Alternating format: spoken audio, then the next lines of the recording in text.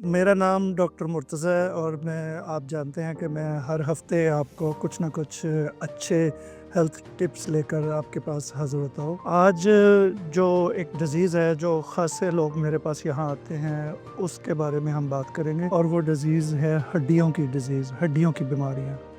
हड्डियाँ इसमें कमज़ोर हो जाती हैं और अंग्रेज़ी में इसको कहते हैं ऑस्टियोपोरोसिस। एक ऑस्टियोआर्थराइटिस भी होता है, एक ऑस्टियोपोरोसिस होता है। ऑस्टियोपोरोसिस में यूजुअली हड्डियाँ खोखली हो जाती हैं। लॉन्ग टाइम तक आपकी जो हड्डियों के मिनरल्स हैं वो आप कम इस्तेमाल करते रहें और आपके कम होते जाएँ तो हड्डियाँ कमज़ोर होना शुरू हो जाती हैं। इसमें हड्डियों की ताकत कमज़ोर होती है और इसमें ज़्यादातर जो मेन हड्डी आपको सबसे पहले तंग करती है वो या तो इस जगह की हड्डियाँ होती हैं हाथों की, या आपका जॉइंट हिप बोन होती है, जो हिप जॉइंट होता है, ये बड़े जो जिसको कूल्हे की हड्डी कहते हैं, ये हड्डी तंग करती है। तो अगर कभी आपको वहाँ या इन जगहों पे पेन होनी शुरू हो जाए तो आप समझ लें कि आपकी हड्डियाँ कमज़ोर होना शुरू हो गई हुई हैं। अगर आपकी हड्डियाँ कमज़ोर होना शुरू हो गई हैं तो फ़ौरन से पहले इसका टेस्ट कराएं, अपने सारे के सारे विटामिन्स टेस्ट करवाएं, कैल्शियम टेस्ट करवाएं, विटामिन डी टेस्ट करवाएं, कैल्शियम टेस्ट करवाएं, मैग्नीशियम टेस्ट करवाएं, जिंक टेस्ट करवाएं। ये सारे मिनरल्स जितने भी हड्डियाँ बनाते हैं, हड्डियों के अंदर जो चीज़ें होती हैं, ये सारी की सारी चेक करवाएं अपनी। जब टेस्ट आपके सामने आ जाए और आपका वो टेस्ट बॉर्डर लाइन से क्रॉस कर गया हो तो फिर तो आप डेफिनेटली उसके पेशेंट हैं, यानी नीचे वाली बॉर्डर लाइन जो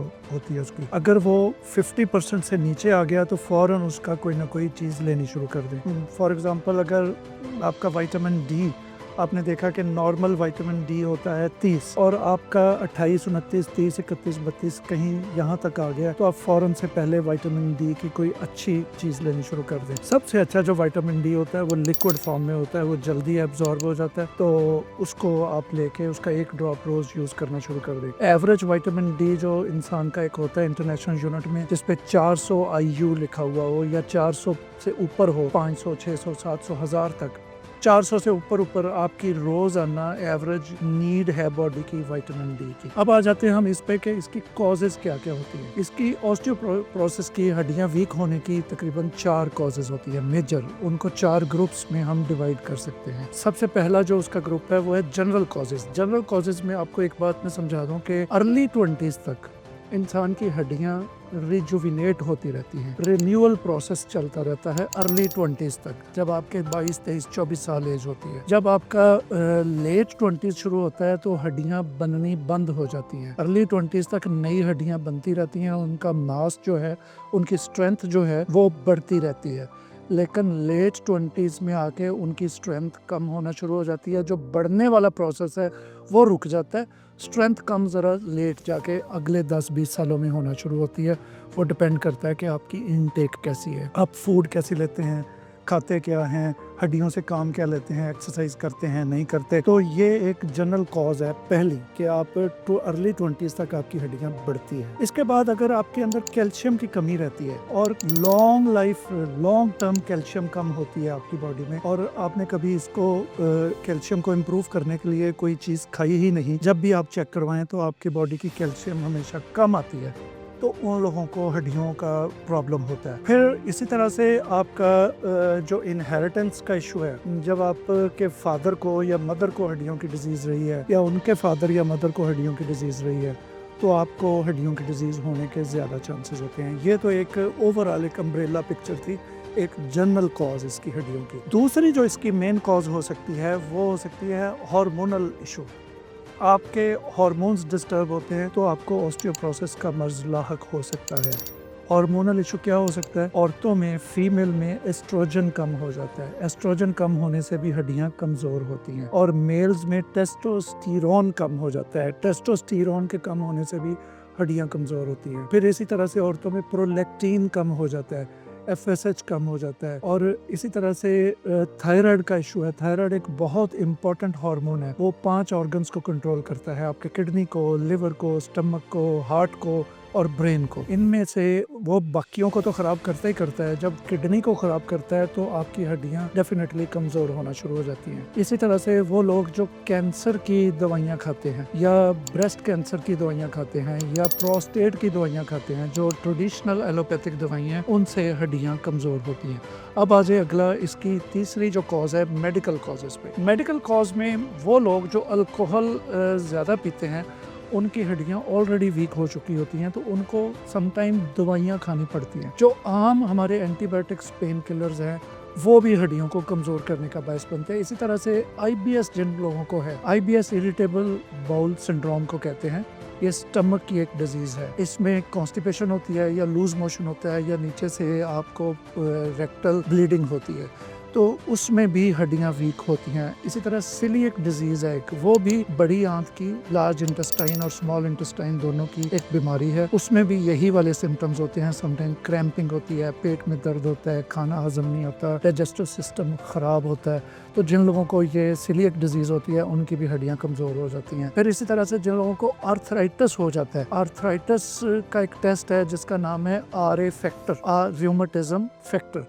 RA फैक्टर का अगर आप टेस्ट करवा लें और वो पॉजिटिव है, तो आप डेफिनेट फौरी तौर पे हड्डियों की जितने भी मिनरल्स हैं वो सारे खाने शुरू कर दें और सारों को चेक करवाएं। जो उनमें से 50% से नीचे आ गया वो तो फौरन शुरू कर दें, और जो बॉर्डर लाइन से नीचे है या बॉर्डर लाइन के बिल्कुल करीब आ गया, वो आप शुरू में थोड़ा ज़्यादा खाएं, फिर उसको नॉर्मल कर दें। इसी तरह से जिन लोगों का आयरन कम रहता है, आयरन कम रहने वालों की भी हड्डियां कमज़ोर हो जाती हैं। आयरन एक बड़ा इम्पॉर्टेंट पार्ट है बॉडी का, खून का और हड्डियों का। तो आयरन की कमी, जिस तरह से कैल्शियम और विटामिन D की कमी से हड्डियां कमज़ोर होती हैं, इसी तरह आयरन की कमी से भी हड्डियां कमज़ोर होती हैं। अब आप आगे आ जाए, जिन लोगों को वर्टिगो का मर्ज होता है, वर्टिगो होता है जिनको सर दर्द होता रहता है, जब खड़े होते हैं तो चक्कर आते हैं, ऐसे घूमती है दुनिया, या कानों में टस टस टस या टन टन टन या साएं साएं, कानों में आवाज़ें आना, सीटियाँ बजना, और जब नीचे से बैठ के ऊपर उठना तो चक्कर आने, या खड़े होके नीचे बैठना यकदम तो चक्कर आने, इसको वर्टिगो का मर्ज कहते हैं। या सर दर्द करना या सर घूमना, कभी आगे दर्द करना, कभी पीछे दर्द करना, कभी ब्लड प्रेशर लो रहना, वर्टिगो का जिनको मर्ज होता है उनकी भी हड्डियाँ कमज़ोर होती हैं। फिर इसी तरह से जिन लोगों को किडनी का मर्ज होता है, CKD जिसको हम क्रॉनिक किडनी डिजीज कहते हैं, किडनी का मर्ज हो तो उनकी भी हड्डियाँ कमज़ोर डेफिनेटली होनी ही होनी है। अब चौथी इसकी कॉज है लाइफस्टाइल प्रॉब्लम्स, लाइफस्टाइल इश्यूज। जो कॉज लाइफस्टाइल की वजह से बनती है वो है आपका बैठे रहना। आप सिटिंग काम ज़्यादा करते हैं, चलने फिरने का काम आपका नहीं है। तो जो लोग बैठे रहते हैं उनको हड्डियों का मर्ज आज नहीं तो कल, कल नहीं तो 2 साल बाद, 4 साल बाद, 10 साल बाद लगना ही लगना है। तो उसको लगने से पहले उसका बंदोबस्त कर लें। वो मैं आगे चल के आपको बताता हूँ कि उसकी कुछ चीज़ें हैं, होम रेमेडीज़, वो आप डेली खाना शुरू कर दें। बैठे रहने वाले लोगों को, जिनकी लॉन्ग सिटिंग्स होती हैं, उनको हड्डियों का मर्ज ज़रूर लगता है। फिर वो लोग जो वेट लॉस की मेडिसिन खाते हैं, उनका लाइफस्टाइल ऐसा है कि वो खाते पीते बहुत ज़्यादा, एक्सरसाइज नहीं करते, बैठे रहते हैं, तो वेट बढ़ना शुरू हो जाता है। तो किसी दोस्त ने उनको मशवरा दिया कि ये वेट लॉस की पिल है या ये वेट लॉस की चीज़ें हैं, ये खाना शुरू कर दो। जो शख्स वेट लॉस की चीज़ें खाता है उसकी हड्डियाँ कमज़ोर होती हैं। फिर जो शख्स वेट लॉस के लिए एक्सरसाइज नहीं करता और बाकी सारे कामों से वेट कम करना चाहता है, डाइटिंग से, चीज़ें खाने से, बाकी वाली, उसकी हड्डियाँ डेफिनेटली वीक होती हैं। तो ये तो 3-4 चीज़ें थी इसकी कॉजेज़। अब आ जाएं इसके लिए फूड्स अच्छी कौन सी हो सकती हैं, इसको बेटर कैसे किया जा सकता है। जो सबसे अच्छा खजाना है कैल्शियम का और हड्डियों को स्ट्रॉन्ग करता है वो है तिल, वाइट सिसमी, सफ़ेद तिल, वाइट तिल। वाइट तिल आप लेकर उतने ही बादाम ले लें साथ। सपोज आपने आधा किलो वाइट तिल लिए, उनको पीसना नहीं है, बादाम ले लें, उनको पीस लें, इनको दोनों को मिक्स कर दें। वाइट तिल और बादाम ये हड्डियों के लिए एक पूरा मुकम्मल नुस्खा है। अगर आप हड्डियों को मजबूत करना चाहते हैं तो ये 2 चम्मच रोजाना 1 गिलास गर्म दूध के साथ हल्दी दूध बना लें। टर्मेरिक अगला नुस्खा है, जो उसी दूध में टर्मेरिक डाल लें, हल्दी आधा चम्मच, उसको बॉईल कर लें, छोटी और बड़ी इलायची डालें, थोड़ी सी दालचीनी डाल लें अगर आपको ब्लड प्रेशर हाई नहीं होता तो उस गर्म दूध के साथ आप ये 2 चम्मच पहले लेके खा लें, ये वाले तिल और बादाम मिक्स किए हुए। दिन में 1 दफ़ा काफ़ी है। जिन लोगों को प्रिवेंटिव यूज़ करना है इसका, जिन लोगों को हो चुका है वो दिन में 2 दफ़ा करें, 2 चम्मच सुबह, 2 चम्मच शाम, गर्म दूध के साथ। इसके अलावा आपको जो मैं चीज़ बताऊँ, सबसे अच्छी जो चीज़ इसके अंदर है वो है एक्सरसाइज। आप अपने लाइफस्टाइल में एक्सरसाइज ऐड कर लें। अगर आप सिर्फ 15 मिनट सुबह और 15 मिनट शाम की एक्सरसाइज डाल लें या ब्रिस्क वॉक डाल लें, तो वॉक पे जो शख्स भी रिसर्च करता है, सबसे पहला जो उसको बेनिफिट नज़र आता है वो हड्डियों की स्ट्रेंथ का है। जो आदमी वॉक करने की आदत डाल ले अपनी लाइफ में, वो कभी कमज़ोर नहीं होता। एक तो वॉक करने से आपकी हड्डियां मजबूत होती हैं, ख़ास तौर पे उसको कभी बैक बोन का इशू नहीं होता जो बंदा 15 मिनट रोज़ ब्रिस्क वॉक करता है। तो मैंने अभी तक जितनी गुफ्तगू की, ये एक नॉर्मल सी, एक एवरेज लाइफ की हड्डियों को प्रिवेंटिव तौर पे स्ट्रॉन्ग करने की गुफ्तगू है। अब आ जाए जिनको इसका मर्ज लाहक हो गया है, वो दवाई क्या खाएं जिससे उनकी हड्डियां मजबूत हो जाएं। होम्योपैथिक में इसका बहुत अच्छा इलाज मौजूद है। हड्डियों की कमज़ोरी का इलाज असल में है ही होम्योपैथिक में। तो होम्योपैथिक की कुछ मेडिसिन हैं, 3-4 मैं आपको मोटी मोटी बता देता हूँ। उन सबको मिक्स कर लें, इकट्ठा कर लें। सबसे पहले इसकी जो सबसे अच्छी मेडिसिन है उसका नाम है सिम्फाइटम, SYMPHYTUM 200। दूसरी इसकी जो बहुत अच्छी मेडिसिन है वो है यूपेटोरियम, EUPATORIUM, यूपेटोरियम 200। इन दोनों के इकट्ठा कर लें। इनके 5 ड्रॉप्स इकट्ठा करने के बाद दिन में एक दफ़ा लेनी शुरू कर दें। ये आप 30 पोटेंसी में भी ले सकते हैं। अगर 30 पोटेंसी में लेना है तो फिर 10 ड्रॉप्स 3 टाइम्स लें। 5 ड्रॉप्स उन लोगों को बताए हैं जिनको सीवियर इशू हो गया हुआ है। इसके बाद आपको अगर पेन का इशू है, हड्डियों में दर्द होती है, तो कोलोसिंथेस 200 भी इसमें डाल लें। कोलोसिंथेस 200 वो भी इसी में मिक्स कर लें। फिर भी 5-6 ड्रॉप ही लें मिक्स करने के बाद भी। फिर छोटी पोटेंसी में आपको कुछ दवाइयाँ बताता हूँ। कैल्शियम फ्लोर है एक दवाई, उसकी पोटेंसी आपने लेनी है 6x। दूसरी है कैल्शियम फॉस है। तीसरी है कैल्शियम कार्बोनेट। इन तीनों की 6x पोटेंसी लेके, और चौथी है सिलिशिया 6x। इन चारों को इकट्ठा कर लें एक ही बोतल में, और फिर इसके 15 ड्रॉप्स दिन में 3 दफ़ा लेना शुरू कर दें, तो आपको हड्डियों की स्ट्रेंथ मिलनी शुरू हो जाएगी। अगर बहुत ज़्यादा दर्द हो रही है और कहीं चोट लगने की वजह से आपकी हड्डी कमज़ोर हुई है, तो फिर इसके साथ आर्निका भी लेनी शुरू कर दें।